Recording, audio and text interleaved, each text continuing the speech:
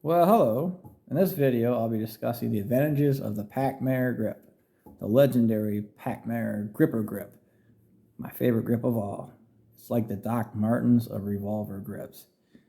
They're made out of a neoprene rubber, and they have metal inserts in them to give them rigid stability when you tighten down the grip screw. They you have to kind of open them like this and put the revolver in. These are used, so you can see a crack on the bottom, which is common for used Pachmayr grips. It happens. It doesn't really make them any less effective, but they're just like second to none when it comes to recoil absorption and cradling in your hand correctly. So let me show you what I'm talking about. All right, so we have a Smith & Wesson here, and it's a handgun. It's supposed to be operated by one hand.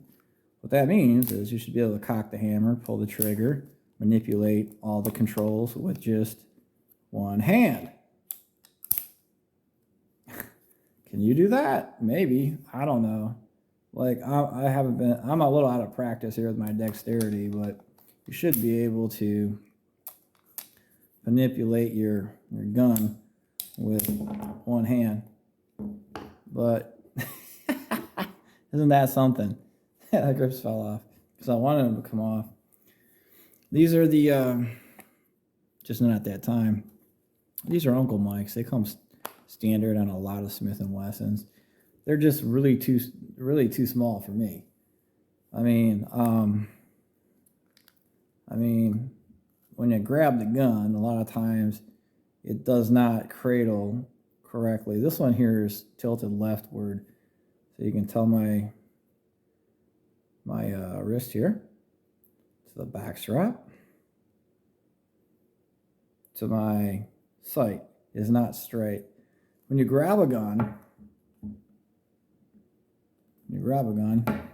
like this, it's supposed to point straight. You know, if your grip fits you correctly. This is going a different direction. It's going to the right because my hand kind of like goes all over this thing. It's a very skinny grip. You know, there's not a whole lot of meat here to absorb recoil. Like on the Pachmayr, you have a lot. So having that extra on there, it keeps the gun pointed straight. So, rapid shots could be more on target that way. Keeps you on target. It's got a little extra rubber down here at the trigger guard. Some people call it the sinus. I don't care what you call it. It's painful to shoot a gun that doesn't have that rubber piece right here. But it also causes the bore axis to go higher and increases the recoil. So that's something that I don't really like on revolvers, but it's relative, so if you get your finger beat up a lot on the back of this ring, all right guys, there you go. These are Uncle Mike's.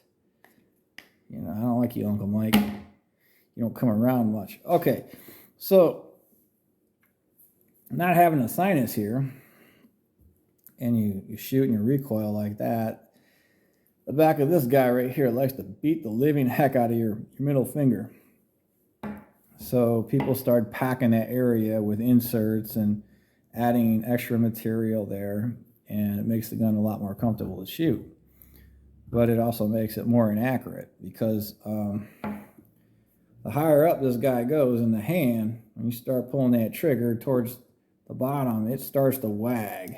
By wag, I mean, like when you actuate the trigger, it's going to start doing these inward circles, much like this.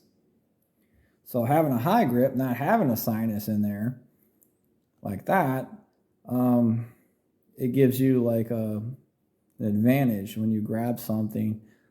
You might get hammer bit, on these things, which is another concern for some folks. They got big hands. But typically, like on snub noses and stuff, you see a lot of this area filled But you really shouldn't fill this area in a snub nose, because it will seriously take away from the way the gun orients when you grab it in a panic situation. It'll be less likely to be centered in your hand, such as what you've seen with those Uncle Mikes with my big old hands. So now I'm going to put the Pachmayr on there. It's like Pac-Man.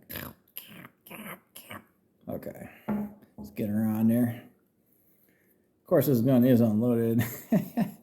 You always want to unload your gun, and don't do this around other people so you can concentrate on what you're doing. It includes gun cleaning. You never clean your gun with people around, or work on your gun with people around, especially little ones running around.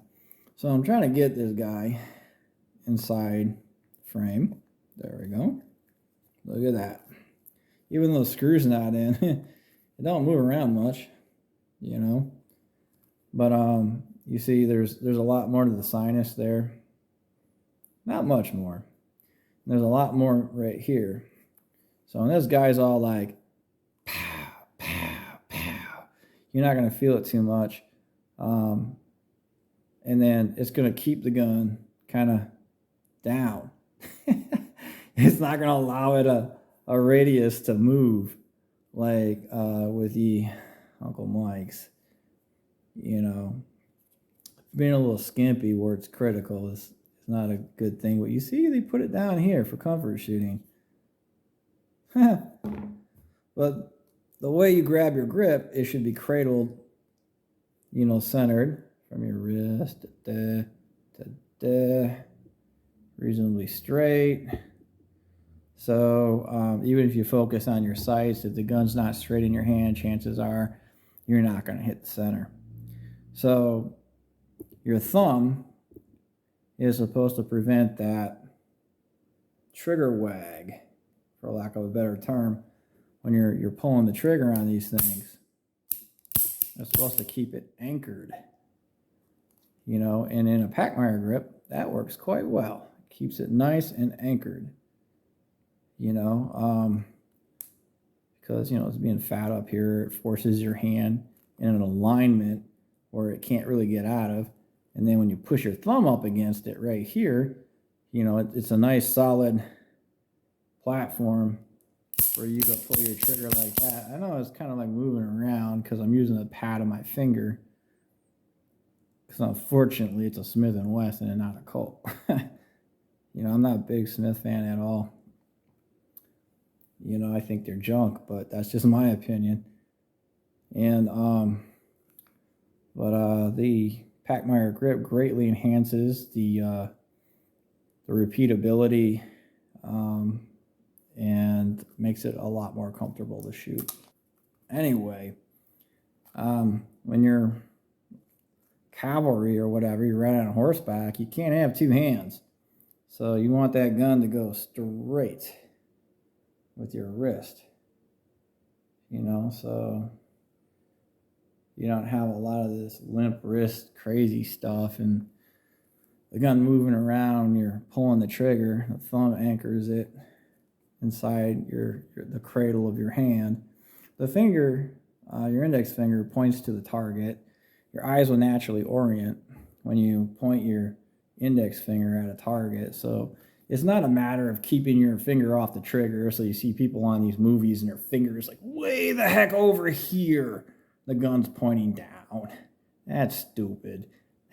So when you're pointing at the threat, you're trying to index shoot, you're going to hit low. And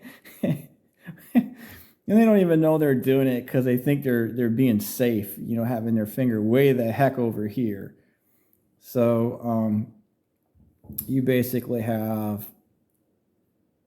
you know, your gun cradled straight. You got your thumb, that's your anchor to your trigger finger. So if this guy don't move and it's pressed up against the frame, the action of the trigger is not going to matter much to your gun. You know, you're going to shoot wherever you're aiming, and not wonder why you're hitting low left shots, you know, or low right if you over grab the gun, you know, and it's not centered to your wrist. You could tell this was going to go to the right. So hey, I'm just going to ignore it and cup it with another hand, and then I'm going to look at my sights and hope a miracle is going to happen because I'm focusing on my sights because that's what they tell me to do in class. Only I can't figure out why my shots are going all over the place, you know.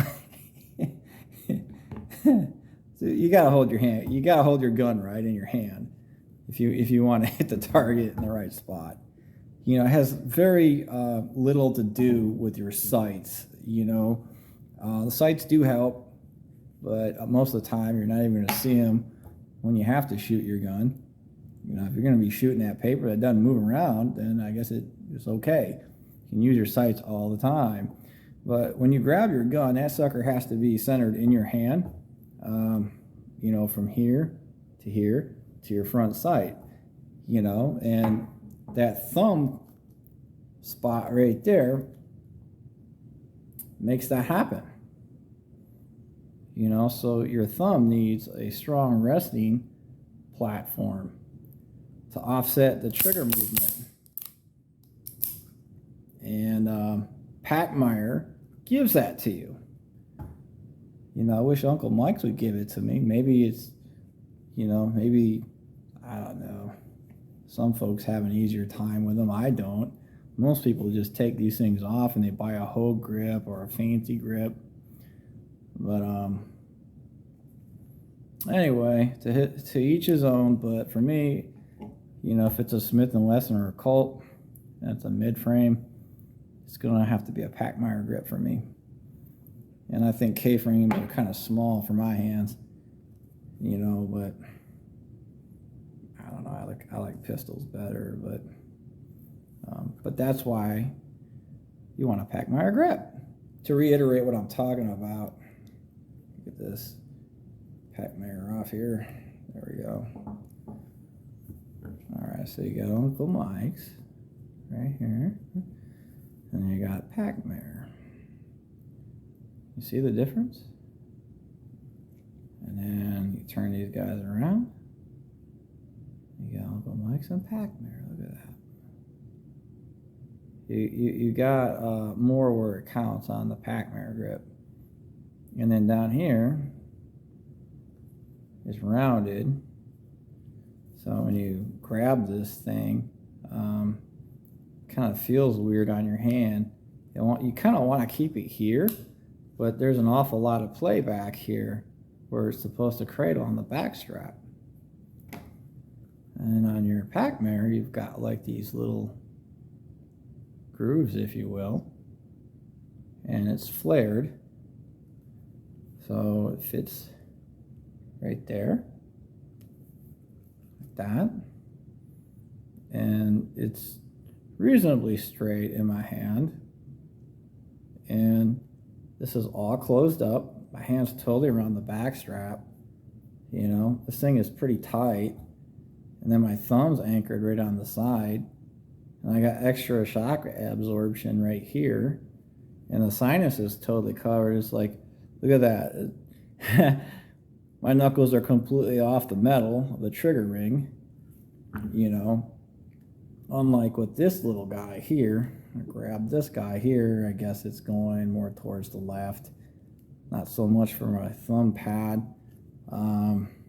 Rounded on the bottom, it kind of still wants to stay up there by the knuckles, but then I have a lot of float right here, you know, which isn't good because when you're using your trigger, it's going to exacerbate things, and there isn't a lot of meat on top for recoil absorption. So I think you got it by now. If not, just hit me up in the comments. Don't forget to like and subscribe, and you know, you won't miss out on another video. Or a video. Didn't miss out on this one, thankfully. I'll catch you later. Bye.